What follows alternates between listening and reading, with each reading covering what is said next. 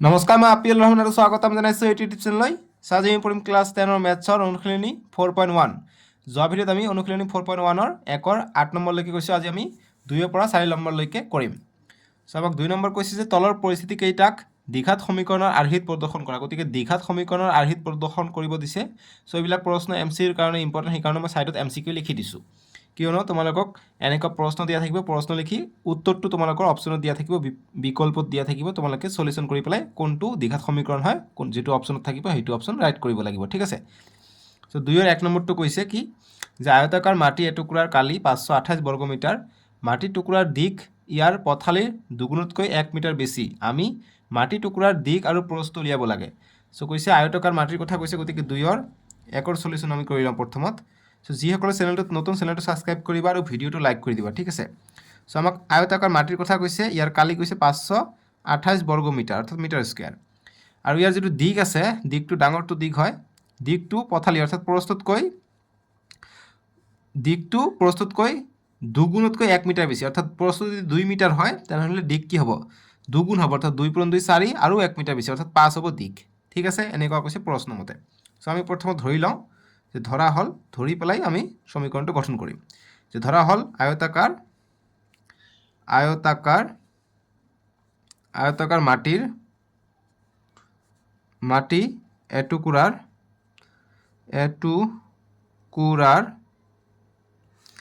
প্ৰথমত যেহেতু প্ৰস্থটো সৰু, গতিকে প্ৰস্থ ধৰি লওঁ। এটুকুৰাৰ প্ৰস্থ ইজিকুৱেল টু আমি x মিটাৰ বুলি ধৰি লওঁ। তেতিয়া কি হ'ব? আমি দিকটো পাই যাম। আৰু দিক কি কৈছে যে প্ৰস্থতকৈ পথালিতকৈ দুগুণ, গতিকে প্ৰস্থ আছে বা পথালি আছে x, ইয়াতকৈ দুগুণ অৰ্থাৎ 2x, তাতকৈ আৰু 1 মিটাৰ বেছি। গতিকে +1 কৰিব লাগিব, তেতিয়াহ'লেহে আমি দিকটো পাই যাম। গতিকে ইমান মিটাৰ। ঠিক আছে। এতিয়া প্ৰশ্নমতে কি হ'ব?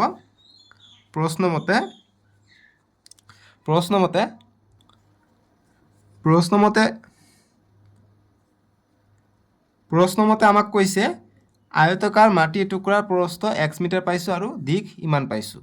গতিকে এই দুটা মিলি পেলাই কি কৈছে আমাক প্ৰশ্নত যে 528 বৰ্গমিটাৰ।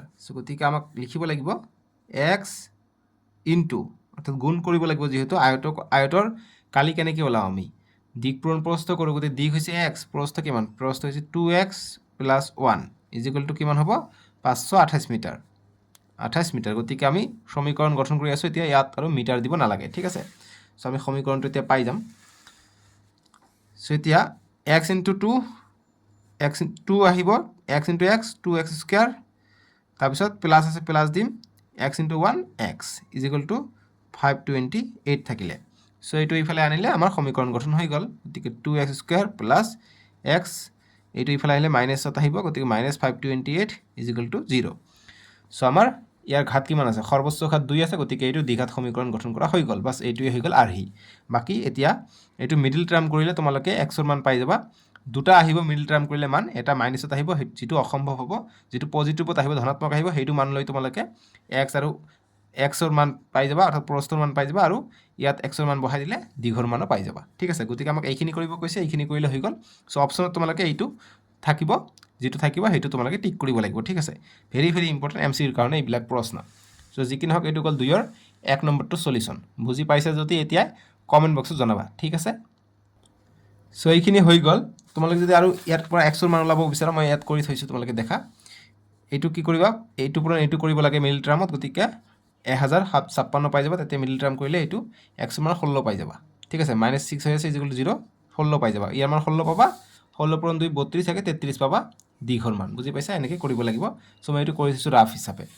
আৰু তোমালোকে এইখিনি কৰিলে হৈ যাব। যদি এক্সট্ৰাকৈ আহে যে আমাক আৰ্হিত প্ৰদৰ্শন কৰি সমাধান কৰা, তেতিয়া সেইটো কৰিব লাগিব। বাকী এইখিনি কৰিলে হৈ যাব। ঠিক আছে। সেইকাৰণে দেখাই দিলোঁ বাৰু যে এনেকৈ কৰিব পাৰি, মানে যদি অকণমান দীঘলকৈ আহে। বাকী এইটো প্ৰশ্ন MCৰ কাৰণে ইম্পৰ্টেণ্ট বাৰু। এতিয়া আমাক 2 নম্বৰ প্ৰশ্নটো দিছে, যে 2ৰ সলিউশন কৰিম। আমাক কি দিছে যে দুটা ক্ৰমিক যোগাত্মক অখণ্ড সংখ্যা, যোগাত্মক মানে যুগ্ম। ঠিক আছে। যোগাত্মক অখণ্ড সংখ্যা, গতিকে যোগাত্মক কৈছে, যুগ্ম হ'ব লাগিব, প্লাছ কি হ'ব লাগিব? আমাৰ শূন্য হ'ব নোৱাৰিব। শূন্য মানে ধনাত্মকো নহয়, ঋণাত্মকো নহয়। ঠিক আছে। ঋণাত্মক সংখ্যাটো নহ'ব, যিহেতু যোগাত্মক কৈছে। ঠিক আছে বাৰু যে দুটা ক্ৰমিক যোগাত্মক অখণ্ড সংখ্যাৰ পূৰণফল গতিকে দুটা আমি যোগাত্মক অখণ্ড সংখ্যা ধৰিম তাৰ পূৰণফল 360 বুলি কৈছে আমি সংখ্যা দুটা উলিয়াব লাগে গতিকে সংখ্যা দুটা কেনেকৈ ওলাম গতিকে আমি প্ৰথম আৰ্হিত যিমানখিনি প্ৰশ্ন কৈছে আমাক আৰ্হিত উপস্থাপন কৰিব লাগে আৰ্হিত আমি উপস্থাপন কৰি দিওঁ গতিকে প্ৰথম ধৰি লওঁ যে ধৰা হ'ল এতিয়া যোগাত্মক অখণ্ড সংখ্যা কি আছে 1 2 3 4 5 6 এনেকুৱা এতিয়া তোমালোকে যিকোনো আমি ধৰি লওঁ যে এইটো x আমি যদি x এটা ধৰি লওঁ নেক্সট আমাক 4 পাবলৈ হ'লে কি কৰিব লাগিব x ৰ লগত 1 যোগ কৰিব লাগিব অৰ্থাৎ আমি ধৰি লওঁ যে এটা x অৰ্থাৎ যিকোনো হ'ব পাৰে 3 বা 4ও হ'ব পাৰে বা 5ও হ'ব পাৰে x টো নেক্সট ক্ৰমিক যেহেতু কৈছে নেক্সটটো কি হ'ব মানে ক্ৰমিকটো কি হ'ব ক্ৰমিক আমাক 6 পাব লাগিব গতিকে x ৰ লগত যদি আমি 1 যোগ কৰিম যেনেকৈ 5 ৰ লগত 1 যোগ কৰিলে 6 পাওঁ আকৌ 6টো যদি x হৈ যায় ইয়াৰ লগত 1 যোগ কৰিলে আমি 7 পাই যাম নেক্সটটো হ'ব 7 ক্ৰমিকটো ঠিক আছে এনেকুৱা কথা গতিকে আমি সেইকাৰণে ধৰি লওঁ যে ধৰা হ'ল দুটা ক্ৰমিক যোগাত্মক কৈছে সেইকাৰণে যোগাত্মক অখণ্ড সংখ্যাৰ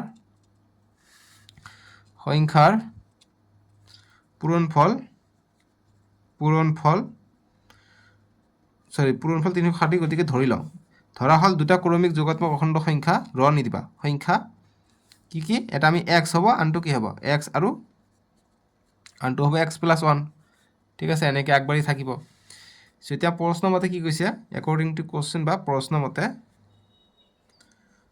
মতে কি কৈছে যে দুটা ক্ৰমিক অখণ্ড সংখ্যাৰ পূৰণফল গতিকে x * x + 1 এই দুটা ক্ৰমিক অখণ্ড সংখ্যা ইয়াৰ পূৰণফলটো কিমান 306 বুলি কৈছে গতিকে 306 এতিয়া আমি পূৰণ কৰি দিলে আমাৰ সমীকৰণ গঠন হৈ গ'ল x * x x square x * 1 x গতিকে প্লাস আছে প্লাস দিম = 306 গতিকে 1 আৰু x থাকিলে 1 বুলি নিলিখিবা x এ আহিব ঠিক আছে কাৰণ আগফালে একো নাই মানে 1 এ আছে এতিয়া x স্কয়াৰ প্লাস x 306 এইফালে আহিলে -306 = 0 বাস এইটো সমীকৰণ আমাৰ হৈ গ'ল বাস এইখিনি আমাৰ সমাধান বুজি পালা এইখিনি কৰিলে হৈ গ'ল আৰু যদি পৰীক্ষাত কয় যে সমীকৰণটো গঠন কৰি সমাধান কৰা গতিকে সমাধান কৰিব গ'লে নেক্সট ষ্টেপ কি হ'ব মিডল টাৰ্ম হ'ব মই যে আগতটোত ক'লোঁ এইটোত কৰি দিওঁ বাৰু ইয়াৰ আগফালে 1 আছে আৰু ইয়াৰ ফালে 306 306 আৰু 1 পূৰণ কৰিলে 306 হৈ যায় এতিয়া আমি মৌলিক উৎপাদক বিশ্লেষণ কৰিম আটাইতকৈ সৰু সংখ্যাৰে কৰিম প্ৰথমত 2 এৰে কৰিম 1 এৰে কৰি লাভ নাই 2 এৰে কৰিব লাগিব 1 এৰে কৰিলে এইটোৱে থাকিব 2 এৰে কৰিম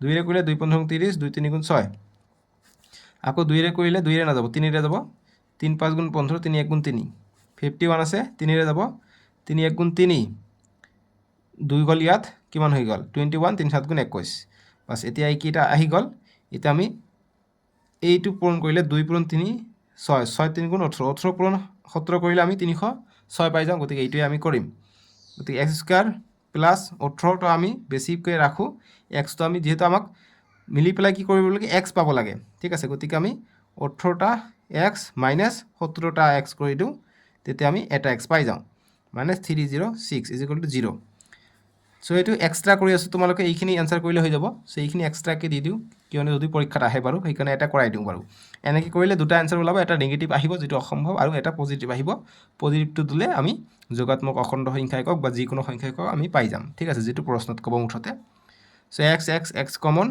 x থাকে প্লাস ইয়াত x কমন লৈছে 18 হ'ব মাইনাস ইয়াত x ইয়াত নাই গতিকে 17 ইয়াত আছে 17 কমন যাব যেহেতু 17 পূৰণ 18 কৰিলে 306 পাই যাওঁ ইয়াত আছে আমাৰ 17 কমন ল'লে কি হ'ব x মাইনাস 17 পূৰণ 18 কৰিলে 306 পাই যাওঁ = 0 কি পালোঁ এটা পালোঁ x + 18 আনটো পালোঁ x - 17 x - 17 পালোঁ = 0 গতিকে আমি কি পাম x + 18 কি হ'ব সমান সমান এইফালে আহিলে -18 হ'ব বা x = 17 আছে গতিকে সমান সমান এইফালে আহিলে +17 হৈ যাব গতিকে আমি কি পালোঁ এটা x ৰ মান -18 পালোঁ গতিকে এইটো অসম্ভৱ এইটো হ'ব নোৱাৰে ঠিক আছে মাইনাছত কেতিয়া হ'ব নোৱাৰে যেহেতু যোগাত্মক অখণ্ড সংখ্যা কৈছে অসম্ভৱ বা যিকোনো ক্ষেত্ৰত দুটা ওলাই মাইনাসটো নলবা এইটো অসম্ভৱ হৈ যায় কেতিয়াও নহ'ব প্লাসটোহে হ'ব গতিকে এইটো হ'ব তাৰ মানে গতিকে আমি লিখিম অতএব দুটা ক্ৰমিক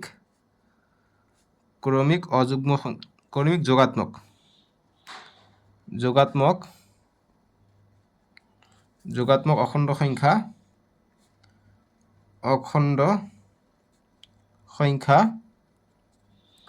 কি হ'ব সংখ্যা দুটা আমি প্ৰথমটো x ধৰিছোঁ x ৰ মান কিমান পালোঁ 17 17 আৰু তাৰপিছতটো x+1 ধৰিছোঁ। x+1 কি মানে কি? x+1 মানে 17 + 1 18, অৰ্থাৎ 17 18 হ'ব ক্ৰমিক যোগাত্মক সংখ্যা দুটাটো। ঠিক আছে, চ' এইখিনি হ'ব আমাৰ ফুল এনচাৰটো। বাকী প্ৰশ্নৰ কাৰণে এইখিনি এনচাৰ কৰিলে হৈ যাব। ঠিক আছে, যি কি নহওক এতিয়া 3 নম্বৰটো কৰোঁ। এতিয়া 3 নম্বৰ প্ৰশ্ন দিছে যে ৰামৰ মাক তেওঁতকৈ 26 বছৰ ডাঙৰ। গতিকে ৰামৰ মাকৰ বয়সৰ কথা কৈছে, খুবেই ইম্পৰ্টেণ্ট এইবিলাক প্ৰশ্ন। ঠিক আছে, গতিকে 2ৰ 3 নম্বৰৰ সলিউশ্যন কৰিম। আমাক কৈছে যে ৰামৰ মাক তেওঁতকৈ 26 বছৰ ডাঙৰ। গতিকে নিশ্চয় সন্তানটো কি হয়? মাতকৈ সৰু হয়, মা ডাঙৰ হয়, সেইটোৱে কথা কৈছে। তেওঁলোকৰ বয়সৰ গুণফল বছৰত আজিৰ পৰা 3 বছৰ পিছত হ'বগৈ 360 বছৰ। ৰামৰ বৰ্তমান বয়স আমি উলিয়াব লাগে। গতিকে ৰামৰ বৰ্তমান বয়স উলিয়াব লাগে, উলিয়াই আমাক প্ৰদৰ্শন কৰিব লাগে। গতিকে আমি কেনেকৈ কৰিম?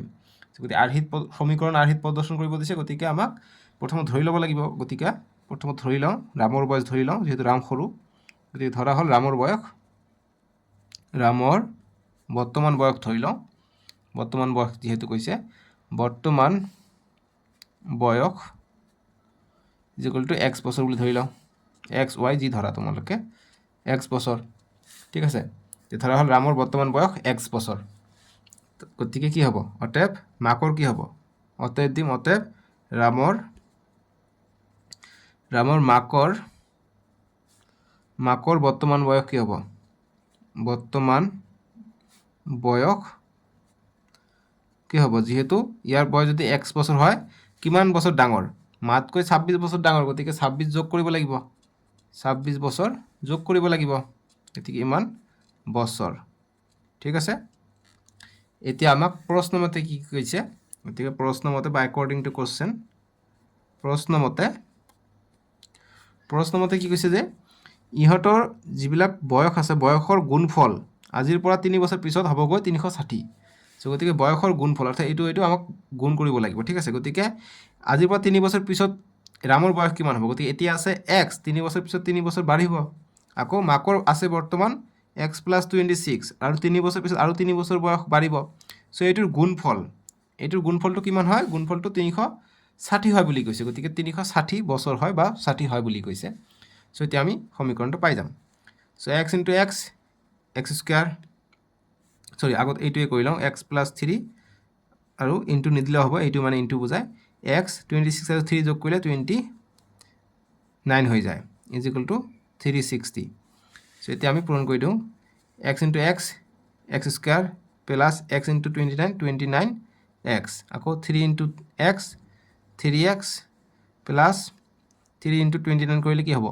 3 9 27, 27 7 হাত থাকে 2, 3 2 6 6 2 8, 87 = 360। এতিয়া নেক্সট লাইন কি হ'ব?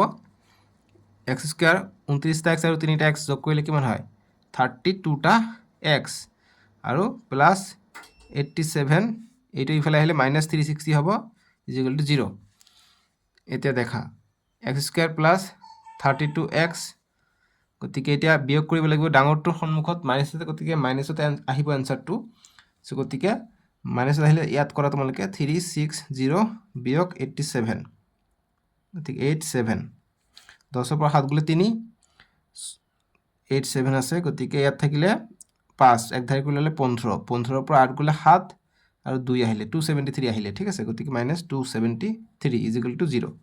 বাছ এইটোৱে হ'ব আমাৰ সমীকৰণটো। মাইনাছ কিয় আহিলে? মাইনাছ ডাঙৰটোৰ সন্মুখত মাইনাছ আছে, সেইকাৰণে মাইনাছ আহিলে। বাছ এইটোৱে গ'ল আমাৰ 2ৰ 3 নম্বৰটোৰ সলিউশ্যন।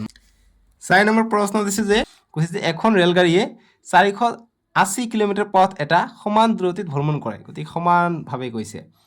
যদি এই দ্ৰুতি প্ৰতি ঘণ্টাত 4 কিলোমিটাৰ কম হ'লহেঁতেন, গতিকে যদি 4 কিলোমিটাৰকৈ কমকৈ, যদি 80ত গ'লে হয়, যদি ধৰি লোৱা 76ত গৈছে, 4 কিলোমিটাৰকৈ কম গৈছে, তেন্তে একে সমান দূৰত্ব আগুৱাবলৈ 3 ঘণ্টা বেছি হ'লে হয়। চ' গতিকে 4 কিলোমিটাৰকৈ যদি ঘণ্টাত কমকৈ গ'লে হয়, তেনেহ'লে 3 ঘণ্টা বেছি লাগিলে হয়। আমি ৰেলগাড়ীখনৰ দ্ৰুতি উলিয়াব লাগে। চ' গতিকে কেনেকৈ আমি কৰিম? যে প্ৰথমত আমি সলিউশ্যন ধৰি ল'ম, যে ধৰা হ'ল ৰেলগাড়ীখনৰ দ্ৰুতি আমি ধৰি লওঁ, যে ৰেলগাড়ীখনৰ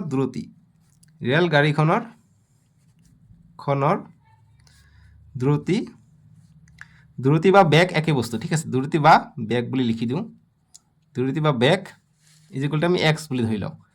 x কিলোমিটাৰ পাৰ আৱাৰ ঠিক আছে যে ধৰা হ'ল ৰেলগাড়ীখনৰ দ্ৰুতি বা বেগ x কিলোমিটাৰ পাৰ আৱাৰ এতিয়া আমাক প্ৰশ্ন মতে কি কৈছে বা আমি লিখিম যাতে এই x কিলোমিটাৰ পাৰ আৱাৰত আৱাৰ বেগত বা দ্ৰুতিত বেগত কিমান কিলোমিটাৰ যায় 480 কিলোমিটাৰ 480 কিলোমিটাৰ যাওঁতে সময় কিমান লাগে সময় গতিকে এইটো যদি সমান দূৰত্ব যায় কিমান সময় লাগে তাৰপিছত 4 যদি 4 ঘণ্টা কমকৈ যায় তেতিয়া কিমান সময় লাগিব আমি ওলাই পাৰ্থক্যটো ওলাই বিয়োগ কৰি দিম হৈ যাব সো গতিকে x কিলোমিটাৰ পাৰ আৱাৰ বেগত 480 কিলোমিটাৰ যাওঁতে সময় লাগে সময় কিমান লাগিব সো সময় লাগিব মুঠ 480 কিলোমিটাৰ বাই কিমান বেগত গৈছে গতিকে x বেগত গৈছে এইটো ইমান ঘণ্টা ইমান সময় লাগিব এতিয়া বা আকৌ এতিয়া বেগ হ্ৰাস কৰি কিমান হৈছে 4 কিলোমিটাৰ কমি গৈছে প্ৰতি ঘণ্টা 4 কিলোমিটাৰ কমকৈ গৈছে ঠিক আছে গতিকে আকৌ বেগ কমি বা বেগ হ্ৰাস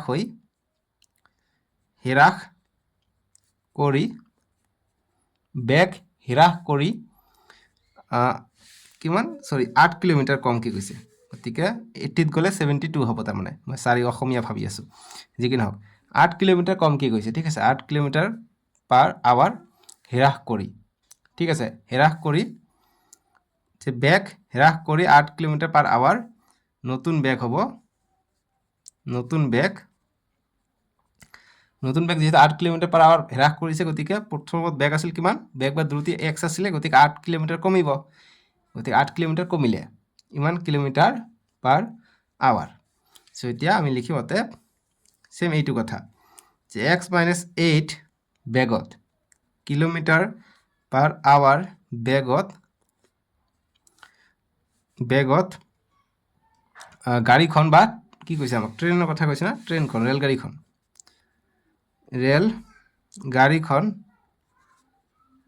গাড়ীখন যাওঁতে সময় লাগে কিমান সময় লাগে সো গতিকে 480 বাই x আছিল ওপৰত গতিকে এইবাৰ কিমান হ'ব গতিকে 480 কিন্তু সময় এইবাৰ কিমান x - 8 ইমান ঘণ্টা লাগিব ইমান আৱাৰ ঠিক আছে সো এতিয়া আমি প্ৰশ্নমতে ওলাব পাৰিম প্ৰশ্নমতে বা একৰ্ডিং টু কোশ্চেন প্ৰশ্নমতে সো আমাক কি ওলাব কৈছে আমাক কৈছে গাড়ীখনৰ দ্ৰুতি ওলাব লাগে গতিকে আমি ডাঙৰটোৰ পৰা এইটো ডাঙৰ এইটো সৰু আমাক বিয়োগ কৰিব লাগিব সো গতিকে কিয়নো অকল x আছে আৰু ইয়াত x - 8 গতিকে কিবাৰ পৰা কিবা এটা আছে গতিকে এইটো ডাঙৰ সো গতিকে প্ৰশ্নমতে 480 বাই x বিয়োগ 8 এইটো নিদিবা বিয়োগ কি হ'ব 480 বাই x ইজিকুৱেল টু কিমান হ'ব সো ইজিকুৱেল টু নালাগে বাৰু আমাক কৈছে যদি ইমান যায় গতিকে সমান অতিক্ৰম কৰে 8 কিলোমিটাৰ কমাই দিলে সমান দূৰত্ব গ'লে 3 ঘণ্টা সময় বেছি লাগে গতিকে 3 ঘণ্টা বেছি লাগে এইখিনি মাইনাছ কৰি পেলাই আমাক 3 ঘণ্টা পাম ঠিক আছে 3 ঘণ্টা সময় বেছি যায় সো গতিকে এইটোৰ লসাগু ল'লে কি হ'ব x বিয়োগ 8 ইনটু x সো লসাগু ল'লে এইটো কটা যাব x ইনটু 480x বিয়োগ x ইনটু x কটা যাব x - 8 ইনটু 480 হ'ব x - 8 ইনটু 480 হ'ব ইজিকুৱেল টু 3 এতিয়া দেখা x - 8 ডাইৰেক্ট পূৰণ কৰি দিওঁ x into x square minus 8 into x 8x is equal to 3 ইয়াত কি হ'ব 480x বিয়োগ x ইনটু 480x মাইনাছ ইয়াত কি আছে মাইনাছ আছে গতিকে মাইনাছ প্লাছ হৈ যাব 480 ইনটু 8 হ'ব গতিকে কিমান হয় 8 ইনটু 0 0 8 গুণ 64 4 হাত থেকে 6 4 গুণ 32 আৰু 6 38 গতিকে 3840 ঠিক আছে 3840 আমি পাই গ'লোঁ সো এইটো মাইনাছ কেনেকৈ প্লাছ হ'ল যদি বুজা নাই এই 480টো যদি আমি আগত লিখিলোঁ হয় 480 ইনটু 8 মাইনাছ x - 8 তথাপি কি আহিলে 480 আগত মাইনাছ আহিলে হয় আমি পিছফালে লিখিছোঁ কাৰণে আমি একেধৰণে লিখিব লাগিব ঠিক আছে সো এইটো কি আছিলে সো এইটো আছিলে প্লাছ ইনটু 480 সেইকাৰণে মাইনাছ আহিছে মাইনাছ ইয়াত আছে মানে আগফালে আছে সো আগফালে তোমালোকে লিখি ল'বা যদি অসুবিধা হয় যি কি নহওক এইটো আহি গ'ল এতিয়া এইটো আছে প্লাছ 480x, এইটো মাইনাছ 480x, গতিকে এইটো কাটিব পাৰি, অকল কি থাকিব 3840 by x square minus 8x is equal to 3। বজ্র গুণন পদ্ধতি ব্যবহার করে এইটো পূরণ এইটো করো, গতিকে 3 into x square 3 x square minus 3 into 8 24x আৰু এইটো ইফালে যাব, গতিকে 3840। নেক্সট লাইন কি হ'ব, সো এইটো ইফালে আনিলে হৈ গ'ল আমাৰ এনসাৰটো 3x square minus 24x minus 3840 is equal two 0। বাস এইটোৱে আমাৰ সলিউশন হৈ যাব, ঠিক আছে। সো তোমালোকে ইচ্ছা কৰিলে এক কটাকটিও কৰিব পাৰা, নেক্সট এটা লাইন লিখি পেলাই 3ৰে যাব সবকেইটাকে, 3ৰে ভাগ কৰিলে 3ৰে ভাগ যাব সবকেইটাকে, 3 3 কটা যাব, অকল x স্কয়ার থাকিব 3 1 গুণ 3 3 8 গুণ 24 মাইনাস 8x মাইনাস 3 1 গুণ 3 ইয়া কাটলে 3 1 গুণ 3 3 2 গুণ 6 2 যাব, ইয়াত 24 হ'ব, 3 8 গুণ 24 0, গতিকে 1280 ইজ ইকুয়াল টু 0। ইয়াতো এনসার রাখিব পাৰা, ইয়াতো ৰাখিব পাৰা, ইয়াতো ৰাখিব পাৰা, তোমালোকৰ ইচ্ছা, ঠিক আছে। 3ৰে ভাগ কৰি সাইডতে ইয়াত লিখিব পাৰিব যে 3ৰে হৰণ কৰি যদি এইটো লাইন লিখা তেনেহ'লে ইয়াত লিখিব লাগিব 3ৰে হৰণ কৰি, এনেকৈ দিবা। আৰু যদি ইয়াতে লিখিব বিচাৰা ইয়াতে ৰাখিব পাৰা, তোমালোকৰ ইচ্ছা মুঠতে। এতিয়া 3 নম্বৰ প্ৰশ্ন দিছে যে পিৰ কি মানৰ বাবে p - 2x square plus 3x plus 5 is equal two 0 সমীকৰণটো দ্বিঘাত সমীকৰণ নহয় বুলি কৈছে। গতিকে দ্বিঘাত সমীকৰণ হ'বলৈ হ'লে কি কৰিব লাগে, আমাৰ ষ্টেণ্ডাৰ্ড ফৰ্মুলা কি আছে, ax square plus bx plus c is equal two 0, য'ত এৰ মান কেতিয়াও শূন্য হ'ব নোৱাৰে। সো আমাক কৈছে যাতে দ্বিঘাত সমীকৰণ নহয়, গতিকে দ্বিঘাত সমীকৰণ নহ'বলৈ হ'লে এৰ মান যদি আমি শূন্য বুলি ধৰি লওঁ তেতিয়া আমি কম এইটো দ্বিঘাত সমীকৰণ নহয়। যিহেতু দ্বিঘাত সমীকৰণ হ'বলৈ হ'লে এৰ মানটো শূন্য হ'ব নোৱাৰে। সো এইবিলাক MCQ টাইপৰ প্ৰশ্ন, খুবেই ইম্পৰ্টেণ্ট। সো গতিকে এৰ মান আমি শূন্য বুলি ধৰি লওঁ, হৈ যাব। সো গতিকে পিৰ কি মানৰ বাবে, সো গতিকে p - 2 দিয়া আছে, সো p - 2 কি মানৰ বাবে কৈছে, গতিকে এইটো মান আমি শূন্য বুলি ধৰি লওঁ। শূন্য বুলি ধৰিলে কি হ'ব, p - 2 ইজ ইকুয়াল টু 0, গতিকে p ইজ ইকুয়াল টু এইফালে গ'লে +2, গতিকে পিৰ মান যদি 2 হয় তেনেহ'লে এইটো দ্বিঘাত সমীকৰণ নহ'ব, গতিকে 2 ক'ত আছে, অপশ্যন বি হ'ব আমাৰ এনসাৰটো, ঠিক আছে। তাৰপিছত নেক্সট 4 নম্বৰটো কি দিছে, 4 নম্বৰটো দিছে আমাক যে তলৰ কোনকেইটা দ্বিঘাত সমীকৰণ, গতিকে দ্বিঘাত সমীকৰণ হ'বলৈ হ'লে কি হ'ব, ইয়াৰ ঘাতটো সৰ্বোচ্চ ঘাত 2 হ'ব লাগিব। সো ইয়াত স্কয়াৰ আছে, গতিকে x স্কয়াৰ হৈ যাব, অৰ্থাৎ ইয়াত সৰ্বোচ্চ ঘাত 2 পাম, এইটো দ্বিঘাত সমীকৰণ হ'ব। ইয়াত স্কয়াৰ নাই, গতিকে ইয়াত স্কয়াৰ হ'ব, যেহেতু x ইনটু x আছে, গতিকে x স্কয়াৰ হ'ব, গতিকে এইটো দ্বিঘাত সমীকৰণ হ'ব, ঠিক আছে।